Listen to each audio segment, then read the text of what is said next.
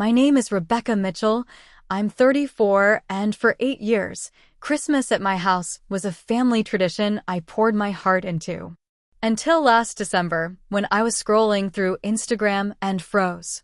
There was my sister Rachel, posting a photo of our entire family gathered around MY table, using MY decorations, eating MY recipes.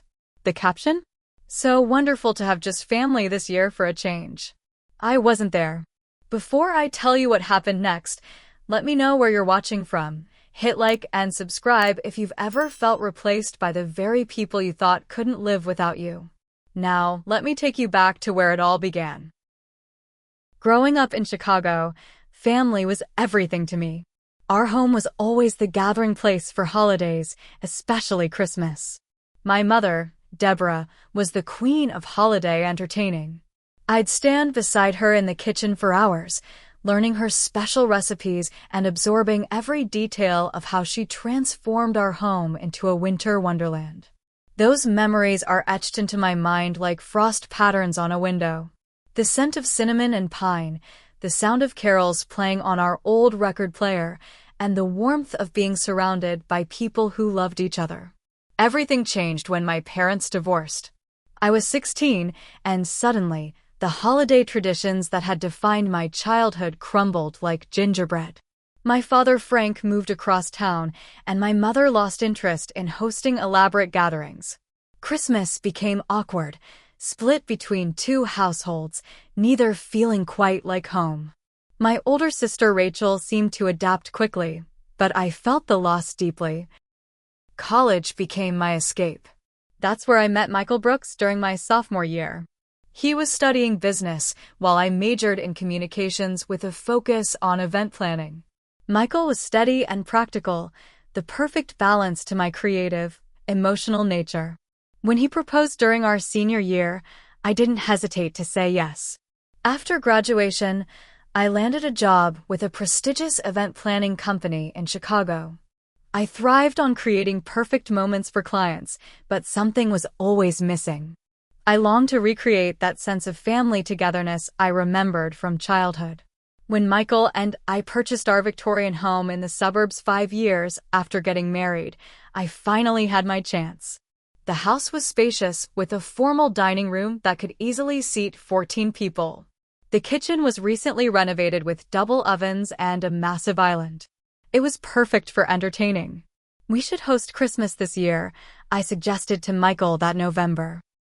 My parents are still doing separate celebrations, and it breaks my heart to choose between them. If we host, everyone can come together. Michael agreed, though I could tell he had reservations about the work involved. I assured him I'd handle everything. I was an event planner, after all. This was what I was born to do. My sister Rachel was less enthusiastic when I called to propose the idea. "Are you sure you want to take this on?" she asked. Mom's always been particular about holiday traditions. I learned from the best, I assured her. Besides, it's time for new traditions. Rachel had 2 young children at the time, Emily, who was 5, and Jacob, who was 3. "The kids are used to going to Mom's," she said. "And they'll love coming to Aunt Rebecca's," I countered. "I'll have activities planned just for them." Eventually, Rachel relented, and calls to the rest of the family followed. My father Frank immediately accepted, probably relieved not to cook for himself. My mother hesitated but agreed, especially when I promised to use all her recipes. Michael's sister Stephanie and her husband Thomas said they'd drive in from Milwaukee. That first Christmas hosting was a whirlwind of preparation. I took 3 days off work to shop, clean, and cook. Michael found me asleep at the kitchen table the night before, surrounded by handwritten to-do lists. But when the doorbell rang on Christmas Day and I welcomed my family inside, seeing their faces light up at the decorations, smelling the familiar aromas from my childhood, it all felt worth it. "Becca, this is incredible," my brother-in-law Thomas said, accepting a glass of mulled wine. "You've thought of everything." Even my sister seemed impressed as she watched her children excitedly discover the special kids' table I'd set up with craft supplies and Christmas crackers. The moment that truly sealed it for me was when my mother walked into the kitchen and saw the spread of food. "You made my sweet potato casserole," she said softly, touching the dish with the same ceramic lid she'd always used. "And your cranberry relish and the Parker House rolls," I added. I wanted it to feel like home. For the first time since the divorce, I saw my parents in the same room without tension. My father complimented my mother on raising such a talented daughter, and she actually smiled at him. It wasn't perfect, but it was something. After everyone left that night, Michael found me sitting alone in the dining room, still adorned with Christmas crackers and half-melted candles. "Was it everything you hoped for?" he asked, massaging my shoulders. I nodded, too emotional to speak. In that moment, I felt I'd reclaimed something precious that had been lost.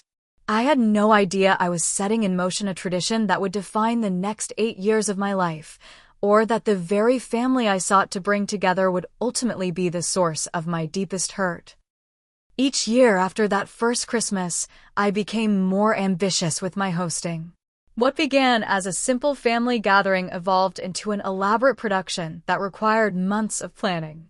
By the third year, I'd established what I called the Mitchell Christmas Experience. It started with handmade invitations sent out in early November. I spent hours crafting each one, incorporating photos from the previous year's celebration. The invitations became keepsakes that family members displayed on their refrigerators for weeks. December 1st marked the official start of my preparations. I take my personal calendar and block off specific days for shopping, baking, and decorating. My event planning background came in handy as I created detailed spreadsheets for menus, shopping lists, and seating arrangements. The decorations became more elaborate each year. What started as a simple tree and some garland evolved into a fully themed Christmas wonderland. One year it was vintage Christmas, with antique ornaments and nostalgic touches. Another year featured a winter forest theme with natural elements and woodland creatures. I installed special lighting throughout the house and commissioned a local florist to create custom arrangements. During year 4, I invested in a set of Christmas china that cost nearly $2,000. Michael questioned the expense, but I insisted it was an investment in our family tradition. That same year, I started the tradition of personalized stockings for everyone, embroidered with their names and filled with small, thoughtfully chosen gifts. My signature eggnog recipe became legendary among family members. I guarded the exact measurements and ingredients like a state secret, though my brother-in-law Thomas constantly tried to guess what made it so special. "Is it the nutmeg? Or maybe you add a splash of something stronger than rum?" he'd ask, and I'd just smile mysteriously. For the children, I created special activities each year. My niece Emily and nephew Jacob looked forward to the Christmas scavenger hunt I organized throughout the house, with clues leading to small prizes. As they grew older, I adapted the activities to their changing interests. When Emily showed an interest in baking at age 10, I set up a cookie decorating station just for her. My father Frank, who lived alone, particularly appreciated the effort I put into the holidays. He'd arrive early on Christmas Day, often bringing a small gift for me, usually a sentimental ornament or a bottle of wine. "You've made Christmas special again, Becca," he told me during year 5. After the divorce, I dreaded the holidays. Now I look forward to them. My mother Deborah seemed to enjoy herself as well, though she occasionally made suggestions about how certain dishes should be prepared traditionally. I took her comments in stride, wanting her to feel included and respected. My cousin Sarah became my unofficial assistant, arriving early to help with last-minute preparations and staying late to help clean up. She'd bring several bottles of wine and keep glasses filled throughout the day. Her presence in the kitchen made the work feel less like labor and more like part of the celebration. As the years passed, I gradually took on responsibility for other family gatherings as well. Easter brunch, 4th of July barbecues, and Thanksgiving dinner all became my domain. My home transformed into the family hub, the place where memories were made and traditions maintained.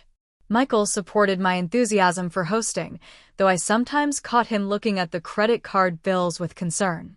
The truth was, I was spending thousands each year on food, decorations, and gifts. I'd buy premium ingredients, splurge on top-shelf liquor, and never cut corners on the experience. Do you think maybe we could scale back a little next year? He suggested after our 6th Christmas, as we were putting away decorations that had barely fit in our storage space.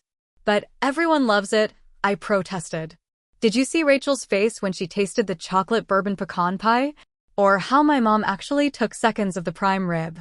Michael sighed. I just worry about the pressure you put on yourself. You took 2 weeks of vacation time this year just to prepare. That's half of your annual leave. I dismissed his concerns. The truth was, hosting had become central to my identity. At work, I was known as the Christmas guru, with colleagues asking for my advice on their own holiday gatherings. On social media, my Christmas photos garnered hundreds of likes. The validation fed something in me that I hadn't realized was hungry. In retrospect, I can see how hosting became a way for me to feel essential, irreplaceable. Each compliment, each request for a recipe, each photo shared of my table setting made me feel valued in a way that nothing else did. I was creating the perfect family experience, and in doing so, making myself the linchpin that held it all together. Or so I thought. Looking back, I can pinpoint when things began to change, though I missed the signs at the time. It was during the 7th Christmas I hosted, just 1 year before everything fell apart. The first indication was my sister Rachel's increasingly critical comments. Where she had once praised my efforts enthusiastically, she began to find fault with small details. "The turkey's a bit dry this year, isn't it?" she remarked during dinner, loud enough for everyone to hear. "Maybe next year we could try something different for the kids," she suggested later, despite the fact that Emily and Jacob were happily playing with the personalized gift baskets I'd prepared. My mother Deborah joined in with her own passive-aggressive comments. "In my day, we always served the cranberry sauce in crystal dishes," she said, eyeing the vintage ceramic bowls I'd carefully sourced from an antique store. I brushed off these comments, chalking them up to holiday stress. But other changes were harder to ignore. Family members who had once arrived promptly at 2 o'clock began showing up later and later. My father, who typically came early to keep me company while I finished cooking, called an hour before to say he'd be a little late, finally arriving after everyone had started appetizers. The offers to help with cleanup, once abundant, dwindled until only my cousin Sarah and Michael remained in the kitchen with me after dinner, tackling the mountain of dishes while others watched football in the living room. Most hurtful was overhearing a conversation between my sister and my sister-in-law Stephanie as they stood in the hallway, unaware I was approaching. "It's always such an obligation, isn't it?" Rachel was saying. "Like we have to and over everything or Rebecca gets that look on her face." "I know," Stephanie replied. "Thomas wanted to go to his brother's place this year, but we felt like we couldn't break tradition." I retreated silently, my chest tight with hurt. Was that how they all felt? That my carefully crafted celebration was just an obligation to endure? The stress began taking a physical toll. I developed insomnia in the weeks leading up to Christmas, lying awake planning menus and worrying about details. I'd lost weight from skipping meals during busy preparation days, and dark circles had taken up permanent residence under my eyes. Michael noticed, of course. "You're killing yourself for 1 day," he said after finding me at midnight, hand-addressing gift tags. "And I'm not sure everyone appreciates it the way they should." "They do appreciate it," I insisted, though doubt had begun to creep in. "They just don't show it the same way." Another troubling development was my sister's new friendship with our wealthy neighbor Amanda, who lived in an even larger home a few blocks away. Rachel had met her at one of my summer barbecues, and they'd hit it off immediately. Soon, Rachel was spending more time at Amanda's house than at mine, often posting photos of their get-togethers on Instagram with captions like, "Nothing better than impromptu dinner with friends." When I tried to discuss my concerns with Rachel during a rare sister's lunch, she dismissed them. "You're being oversensitive," she said. "Not everything is about you, Becca." The financial strain of hosting was becoming significant. Michael and I had arguments about the credit card bills, which seemed to grow each year despite my promises to stick to a budget. $600 for new outdoor lighting, he questioned after the 7th Christmas. "It creates the perfect ambience when guests arrive," I explained. "We're still paying off last year's Christmas," he pointed out. At some point, we need to be realistic about what we can afford. The truth was, I was scared to scale back. What if a simpler Christmas wasn't special enough? What if people were disappointed? What if they stopped coming altogether? The final warning sign came at Thanksgiving, just a month before the Christmas that would change everything. I'd prepared a spectacular meal, complete with a heritage turkey from a specialty farm and side dishes featuring seasonal ingredients from the farmer's market. As everyone ate, I waited for the compliments that usually flowed freely. None came. Instead, conversation revolved around Rachel's recent promotion, Michael's brother's new boat, and my mother's upcoming cruise. My father asked if anyone wanted to watch the game after dinner, not even waiting for dessert to be served. As I cut slices of the pumpkin cheesecake I'd spent hours making, I felt invisible. The worst part was, no one seemed to notice my silence. That night, after everyone left, I cried in the bathroom while Michael cleaned up downstairs. Something had shifted, but I couldn't put my finger on exactly what. All I knew was that the joy I'd once felt in bringing everyone together had been replaced by anxiety and doubt. Little did I know that these warning signs were just tremors before the earthquake that would shatter my world just 1 month later. Despite the nagging doubts from Thanksgiving, I threw myself into Christmas preparations with renewed determination. This would be the best Christmas yet, I decided. I'd win back their appreciation with an unforgettable celebration. I started earlier than ever, shopping for gifts in October and freezing cookie dough in November. I ordered a specialty ham from a famous smokehouse in Virginia, paying extra for holiday delivery. I commissioned a local artist to create personalized ornaments for each family member, featuring their significant moments from the past year. The first unusual sign was the silence from my family about Christmas plans. Normally, by early December, I'd be fielding texts asking about the menu or what time to arrive. This year, nothing. I sent out my usual group text in the first week of December. "Christmas planning is underway. Can't wait to see everyone at 2 p.m. on the 25th. Please let me know if you have any dietary restrictions or special requests."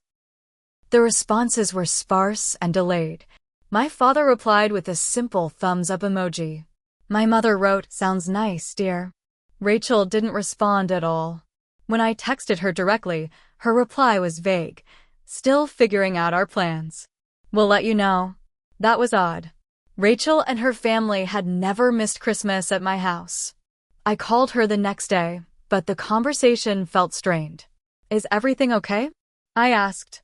"You seem distant." "Everything's fine," she said quickly. "Just busy with work and the kids. Emily has a recital and Jacob started basketball." I tried to pin her down about Christmas, but she changed the subject. After we hung up, I sat staring at my phone, a sense of unease growing in the pit of my stomach. A few days later, I ran into my cousin Sarah at the grocery store. She seemed surprised to see me in the baking aisle, arms filled with specialty flowers and chocolate.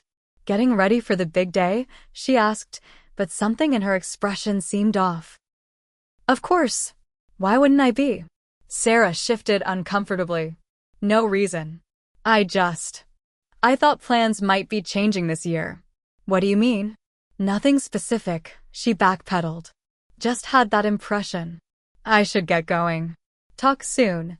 She hurried away, leaving me standing there with my basket, confusion, and anxiety mounting. That evening, I was scrolling through Instagram when I saw it. A post from my sister Rachel. My thumb froze over the screen as I tried to process what I was seeing. It was a photo of my entire family gathered around a dining table. My parents, Michael's sister Stephanie and her husband Thomas, my cousin Sarah, and even my husband Michael. They were smiling, raising glasses in a toast. Christmas decorations adorned the background. The table was set with my Christmas china, the china I'd invested thousands in and kept at my house. But this wasn't my house. It was Rachel's. The caption read, "So wonderful to have just family this year for a change. Looking forward to our new Christmas tradition. #family first, #Christmas joy." The post was dated that day, December 15th, 10 days before Christmas. I stared at the photo, unable to breathe. They were celebrating Christmas without me. At Rachel's house. With my china, my decorations, even what looked like my cranberry relish in a serving dish on the table. Just family this year. Just family. The implication hit me like a physical blow. I wasn't considered family. With shaking hands, I checked who had liked the post. My mother. My father. Stephanie. Thomas. Sarah. 12 likes in all, from various family members. And Michael. My husband had liked the post. I called him immediately. Straight to voicemail. I texted, "Where are you?" No response. I called my mother. Voicemail. I called Rachel. Voicemail. I called Sarah, who at least picked up, then stammered through an awkward conversation. "Sarah, what is going on?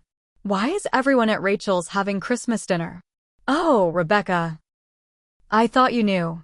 Rachel wanted to host this year, and everyone thought, well, they thought you might appreciate a break." A break? But Christmas is still 10 days away. And why wasn't I invited to this? Whatever this is. "It was just a pre-Christmas dinner," Sarah said weakly. "The main celebration is still, well, I'm not sure what the plan is actually." I hung up, my mind racing. A pre-Christmas dinner with everyone but me? With my china and decorations? With my recipes? I sat on the couch, phone clutched in my hand, waiting for Michael to come home. When he finally walked through the door 3 hours later, I was still in the same position, though the shock had given way to a cold, hard anger.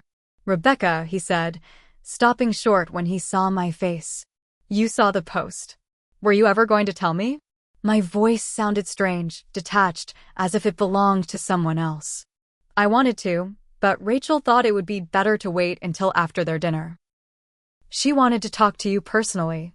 "Their dinner? With my china? With my decorations? With everyone but me?" Michael sat beside me, not touching. "It wasn't planned this way. Rachel mentioned wanting to host Christmas this year, and it just evolved. Your mother thought you needed a break from all the stress of hosting. And not one of you thought to include me in this decision? Or even invite me to whatever that was tonight." Michael looked down. "Rachel thought it might be awkward, since you've always been the host. She thought you might take over or feel obligated to help." Take over. The words felt like a slap. Is that what everyone thinks? That I'm some control freak who can't let anyone else have the spotlight? The silence that followed was answer enough. "How long has this been planned?" I asked. Michael hesitated. "Rachel mentioned it after Thanksgiving. Nearly a month." They'd been planning this for nearly a month while I'd been shopping, baking, and preparing for a Christmas that apparently wasn't happening. "And the china? My decorations.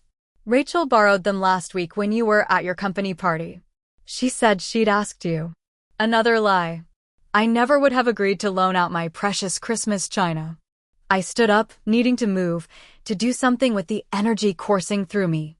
"I need to see your phone." "Rebecca, that's not necessary." "Your phone, Michael." "Now." Reluctantly, he handed it over. I went straight to his text messages, finding a group chat titled Christmas 2.0. Scrolling through, I felt sick as I read weeks of messages planning the new tradition at Rachel's house. "Rachel, Mom agrees it's time for a change. Rebecca makes everything so complicated. My mother, she does go overboard. It might be good for her to step back. Michael, she'll be upset, but maybe it's for the best. Christmas has become more stress than joy for her. Rachel, it's always about her anyway. Her house, her decorations, her rules. I want the kids to experience a more relaxed Christmas. My own husband, agreeing with them, betraying me behind my back while watching me spend hours preparing for a celebration that wasn't going to happen. I threw the phone at him and ran to the bathroom, barely making it before the nausea overwhelmed me. As I knelt on the cold tile floor, heaving and sobbing, I felt my world collapsing around me. 8 years of tradition. Thousands of dollars spent. Countless hours of planning and preparation. All thrown away without even the courtesy of a conversation. And the worst part? They were celebrating without me, using my things, eating my recipes, creating their new tradition while excluding the very person who had kept the family together all these years. In that moment, on the bathroom floor with tears streaming down my face and my stomach in knots, I realized a devastating truth. I had been building my identity around a role that no one valued or wanted anymore. I was replaceable, disposable, not even worth including in the plans. And as that realization sank in, something inside me hardened. If I wasn't family to them, then perhaps they weren't family to me either. When I finally emerged from the bathroom, Michael was sitting on the edge of our bed, head in his hands. He looked up when I entered, his expression a mixture of guilt and concern. "Rebecca, I'm sorry. We should have told you sooner." I felt eerily calm now, the initial shock giving way to a strange clarity. "Tell me exactly what's happening with Christmas." "The real Christmas on the 25th. Michael hesitated. "Rachel is hosting at her house. Everyone's going there instead." And when was someone planning to tell me this? Christmas Eve? Or were you all hoping I'd just figure it out when no one showed up at our door? "It wasn't like that," he protested weakly. "Rachel was supposed to talk to you this weekend. She wanted to do it in person." "How considerate of her," I said, my voice dripping with sarcasm. "And you? You're my husband. When were you planning to mention that Christmas was canceled?" "It's not canceled, it's just." "Just what? Just not including me?" "Just taking everything I've built for 8 years and deciding it doesn't matter anymore." Michael stood, reaching for me, but I stepped back. "You needed a break, Rebecca. You get so stressed about making everything perfect.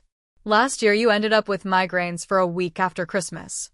The year before that you cried when your mother criticized the stuffing. So instead of talking to me about it, you all went behind my back? Made plans, borrowed my things, and excluded me entirely." "That wasn't the intention," Michael insisted. "Rachel wanted to take some of the burden off you, and things just escalated." "Show me the rest of the text messages," I demanded. "Rebecca, that's not going to help anything." "Show me." Reluctantly, he handed over his phone again. I sat on the edge of the bed and scrolled through months of messages, each one a fresh betrayal. Rachel complaining that I was controlling and making Christmas about myself. My mother agreeing it was time for a change. Discussions about how to break it to me gently. Plans for Rachel to host not just this year, but moving forward, creating a new tradition.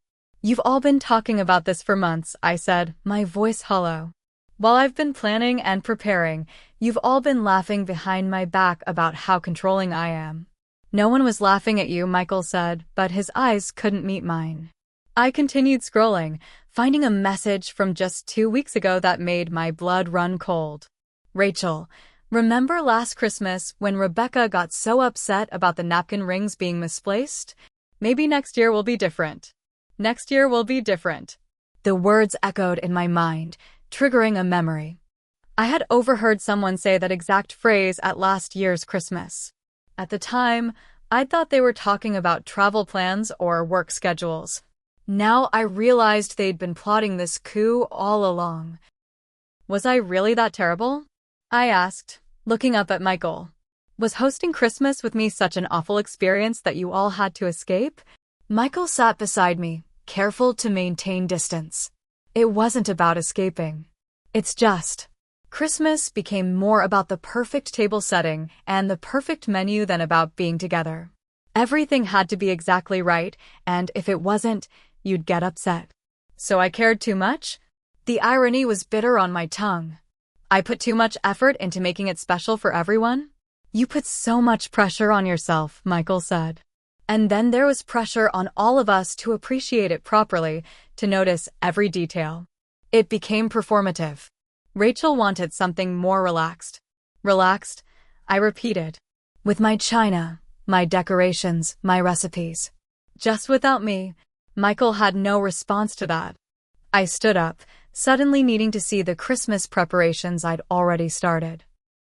In the spare bedroom, boxes of wrapped gifts sat neatly labeled with each family member's name. In the kitchen, cookie dough waited in the freezer. Special ingredients filled the pantry. The dining room held the elaborate centerpiece I'd been working on, a winter scene with hand-painted figurines. All for nothing. I returned to our bedroom, where Michael still sat on the bed, looking miserable. 8 years, I said quietly. 8 years I've opened our home, spent thousands of dollars, used my vacation time, and poured my heart into creating perfect Christmases for everyone. And this is how you repay me? With betrayal and exclusion. Rebecca. No, I cut him off.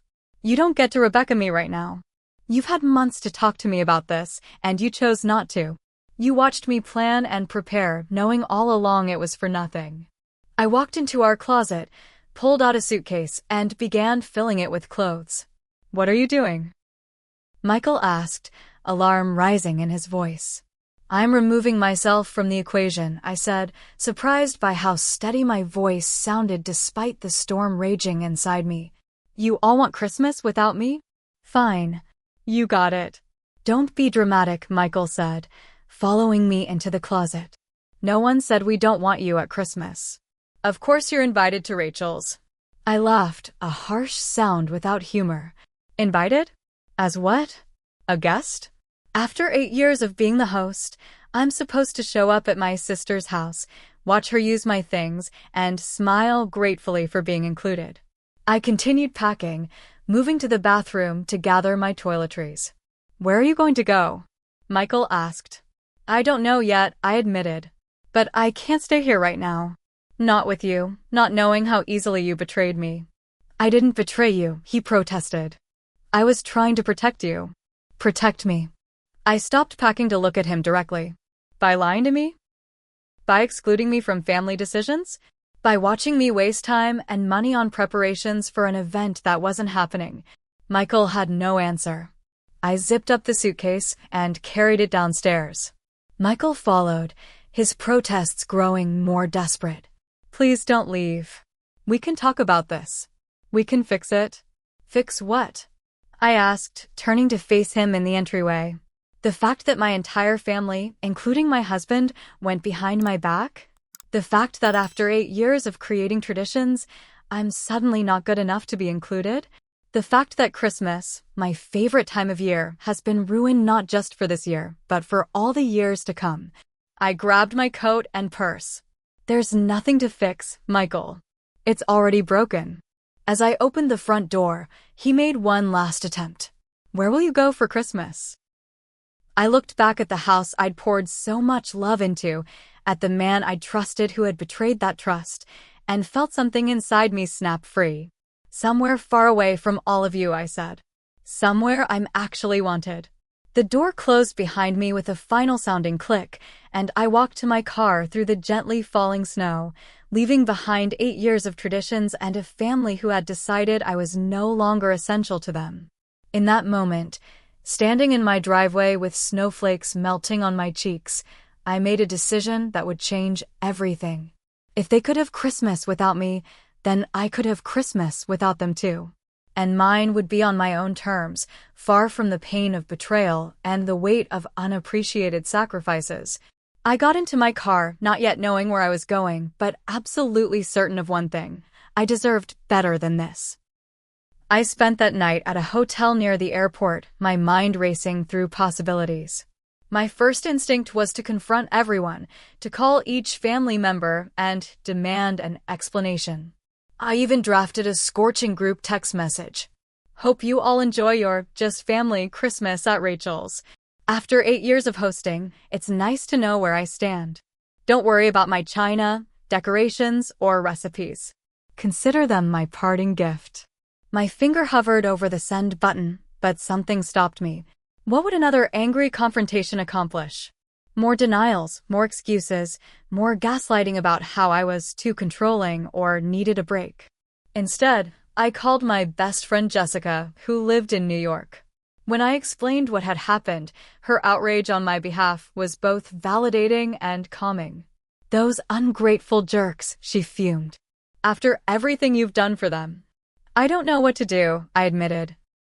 Part of me wants to show up at Rachel's on Christmas Day and make a scene.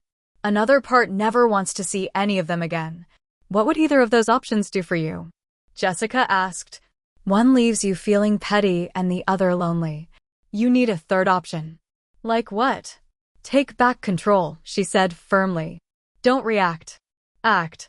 Do something for yourself that has nothing to do with them. As we talked, an idea began to form. I pulled out my laptop and started searching for last-minute travel destinations. Somewhere warm, somewhere far away, somewhere I'd always wanted to go but never had because I was always too busy planning Christmas for everyone else. Bali. The images of pristine beaches, lush landscapes, and serene temples called to something deep inside me. Without overthinking it, I booked a one-way ticket departing the next day, Christmas Eve. What way? Jessica questioned when I told her. I don't know when I'll want to come back, I said. Or if I'll want to come back. After hanging up, I wrote a short note to Michael, enjoying my Christmas with just family too. Mine. I'd have it delivered to our house on Christmas Day. That night, I barely slept, alternating between doubt and determination. Was I being impulsive? Probably. Dramatic? Perhaps. But after years of putting everyone else first, of creating perfect experiences that went unappreciated, didn't I deserve to put myself first for once? The next morning, I checked out of the hotel and headed to the airport with just one suitcase. I'd left my phone behind, unwilling to be bombarded with messages once everyone realized I was gone. The freedom of disconnecting was immediate and intoxicating. As I boarded the plane on Christmas Eve, I thought about the family gathering I was missing. Would they notice my absence immediately, or would they be so caught up in their new tradition that it would take time to register I wasn't there? Would Michael panic when he realized I wasn't coming home, or would he assume I was staying with a friend to teach him a lesson? None of it mattered as the plane took off, carrying me away from the snowy Chicago winter toward a tropical paradise halfway around the world. The journey was long, with layovers in San Francisco and Tokyo, but when I finally arrived in Bali on Christmas Day, local time, the contrast to what would have been my day in Chicago couldn't have been more striking. Instead of freezing temperatures and family tension, I stepped into warm sunshine and the welcoming smiles of strangers. My hotel was a small beachfront property with individual bungalows. When the staff learned I was traveling alone on Christmas, they went out of their way to make me feel welcome, decorating my room with fresh flowers and bringing me a special dinner that evening. That first day, I did nothing but walk on the beach, feel the sun on my skin, and breathe. No schedules, no expectations, no performance of perfect hosting. Just existing in the moment, something I hadn't allowed myself in years. The next morning, I rented a phone to check in with Jessica and let her know I'd arrived safely. She filled me in on the chaos my disappearance had caused. Michael called me 6 times on Christmas Day, she said. He got your note and freaked out. Then your sister called him, panicking because you weren't answering your phone and no one knew where you were. Did you tell them? I said you needed space and you were safe. That's all they needed to know. After a week in Bali, I finally felt ready to reach out to Michael. The conversation was tense but necessary. I've been out of my mind with worry, he said, his voice a mixture of relief and anger. You can't just disappear like that. I needed space to think, I replied calmly. Space that I wouldn't have had if I'd told you where I was going. When are you coming home? I don't know yet. The silence stretched between us. Rebecca, I'm sorry, he finally said. We should have talked to you about Christmas. It was wrong to go behind your back. Yes, it was, I agreed. but it showed me something important. It showed me that I've been building my life around a family that doesn't value my contributions. It showed me that I've been pouring energy into traditions that were more obligation than joy for everyone involved. That's not true, Michael protested, but weakly. It is true. And you know it. I saw the text messages, Michael. I saw what everyone really thinks of me and my hosting. He had no response to that. I need time, I said. Time to figure out who I am outside of being the family host, the perfect wife, the responsible one who holds everything together. How much time? I don't know. I've extended my stay for another 3 weeks. A month? You're staying away for a month. At least, I confirmed. I've already found a yoga retreat I want to attend, and I'm taking a local cooking class next week. After that first call, I established a routine of weekly video chats with Michael. Through these conversations, I began to see changes in him. He started taking responsibility for his part in the betrayal, moving from defensive justifications to genuine remorse. Christmas was a disaster, he admitted during our third call. Nothing went according to plan. Rachel burned the ham, the kids were disappointed that you weren't there to do the scavenger hunt, and no one could find half the serving dishes they needed. I couldn't help feeling a small, petty satisfaction at that, though I tried not to show it. Your sister texted me, I told him. She apologized, said she never meant for things to happen this way. Rachel's apology text had been lengthy but felt hollow. I just wanted a turn to host, she'd written. I never meant to hurt you or exclude you. Things just got out of hand. Too little, too late. As the weeks passed, I discovered parts of myself that had been dormant for years. I took up photography, capturing the stunning Balinese landscapes. I made friends with other travelers at the hotel, including a woman named Kelly from Australia and an American couple, Andrew and Maria, who were on their honeymoon. None of them knew me as Rebecca the perfect hostess or Rebecca the event planner. To them, I was just Rebecca, a woman traveling solo, discovering what brought her joy outside of serving others. I extended my 1-week trip to a full month, using remote work options to manage the most critical aspects of my job. My boss was surprisingly understanding when I explained I was dealing with a family crisis and needed the time away. The distance gave me perspective. I began to see how I'd tied my self-worth to being needed, to being the essential center of family gatherings. When that role was taken away, I'd felt not just hurt but erased, as if without it, I had no value. But here in Bali, separated from all those expectations and obligations, I was finding value in simply being myself. I didn't need to create perfect experiences for others to matter. I mattered just as I was. As my scheduled return date approached, I felt both apprehension and strength. I wasn't the same person who had fled Chicago in hurt and anger. I was returning with boundaries, with a clearer sense of self, and with the knowledge that I could survive, even thrive, outside the role I'd confined myself to for so long. The betrayal still hurt. The callous exclusion still stung. But it no longer defined me or my worth. And as the plane took off from Denpasar International Airport, I felt ready to face whatever came next, on my terms, not theirs. When I landed in Chicago after a month away, Michael was waiting at the airport. The sight of him, nervous and uncertain, holding a small bouquet of flowers, brought a wave of complicated emotions.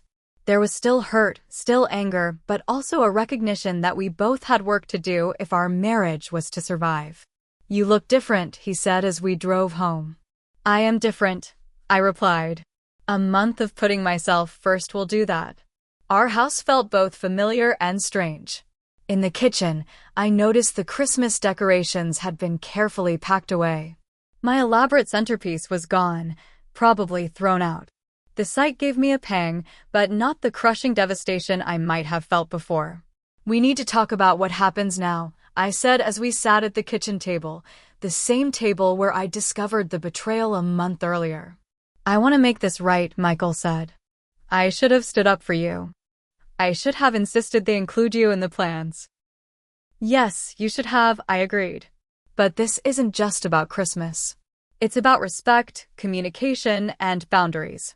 I can't go back to who I was before, Michael. That person was taken for granted by everyone, including you. Over the next few weeks, we attended couples therapy, learning to communicate more openly and to recognize the patterns that had led to our crisis. Michael began to understand how his passivity had enabled my family's behavior, and I began to see how my need for validation had created unsustainable expectations. A month after my return, I finally agreed to meet with Rachel. We met at a neutral coffee shop, both of us tense and guarded. "I never meant to hurt you," she began, the same words from her text message. "But you did hurt me," I replied. "Not just by wanting to host Christmas, but by going behind my back, excluding me, and taking my things without asking." Rachel looked down at her coffee. "I was jealous," she admitted after a long silence. "Your house is beautiful. Your hosting is perfect. Everyone always raved about your Christmases. I wanted that attention, that appreciation." Her honesty surprised me. "You could have just asked to host. We could have alternated years. I know that now. But it felt like Christmas was your thing, your identity. I didn't think you'd be willing to share it. So instead you decided to take it completely." Rachel nodded, shame evident in her expression. "It was wrong. And Christmas was a mess without you. Nothing worked the way it was supposed to. Mom kept pointing out everything I did differently from you, and not in a good way. I couldn't help a small smile at that. Mom has always been critical. The kids kept asking where you were. Emily cried when there was no scavenger hunt. We talked for over 2 hours, working through years of unspoken competition and resentment. I didn't forgive her fully that day, but it was a start." Similar conversations followed with my parents. My mother, Deborah, tearfully acknowledged taking me for granted, admitting she'd projected her own insecurities onto my hosting. "I taught you everything about entertaining," she said. "And then you surpassed me." It was easier to criticize than to admit I was jealous of my own daughter. My father, Frank, was more straightforward. "We messed up, Becca. We got caught up in Rachel's planning and didn't think about how it would hurt you. There's no excuse for that." As winter turned to spring, I made decisions about my future relationships with family. I established clear boundaries, communicating openly about my expectations and needs. I decided to host Easter that year, but with new rules. Everyone would contribute a dish, help with cleanup, and express appreciation for others' efforts. The gathering was smaller than previous years, with only those family members who had made genuine efforts to repair our relationship. It wasn't perfect, but it was honest. And for the first time in years, I enjoyed hosting without the crushing pressure of perfection. Outside of family obligations, I focused on building a life that brought me joy. I started a small event planning business specializing in intimate gatherings rather than elaborate productions. I continued the photography I'd begun in Bali, finding satisfaction in capturing moments rather than orchestrating them. Michael and I rebuilt our relationship on a foundation of mutual respect and communication. He became more assertive with my family, no longer allowing them to dismiss or devalue my feelings. I learned to share responsibilities rather than taking everything on myself, and to find worth in who I was rather than what I did for others. When Christmas approached again, I faced it with new perspective. I decided to travel with Michael to a mountain cabin, creating a quiet holiday just for us. Some family members were disappointed, others understood. All respected my decision. The following year, I agreed to attend a family Christmas gathering, this time as a guest rather than host. I brought a dish to share and helped where asked, but didn't take over or stress about details. When something went wrong, I simply smiled and reminded myself that perfection wasn't the point. Connection was. The betrayal I experienced that Christmas changed me profoundly. It forced me to confront hard truths about my relationships, my self-worth, and my need for validation. It taught me that sometimes walking away is the only way to find your way back to yourself. I no longer define myself by what I do for others. I no longer measure my worth by the perfection of my hosting or the gratitude of my family. I've learned that boundaries aren't selfish, they're necessary. That putting myself first isn't self-centered, it's self-preservation. Most importantly, I've learned that family isn't about obligation or performance. It's about mutual respect, honest communication, and genuine appreciation. Real love doesn't demand perfection or constant sacrifice.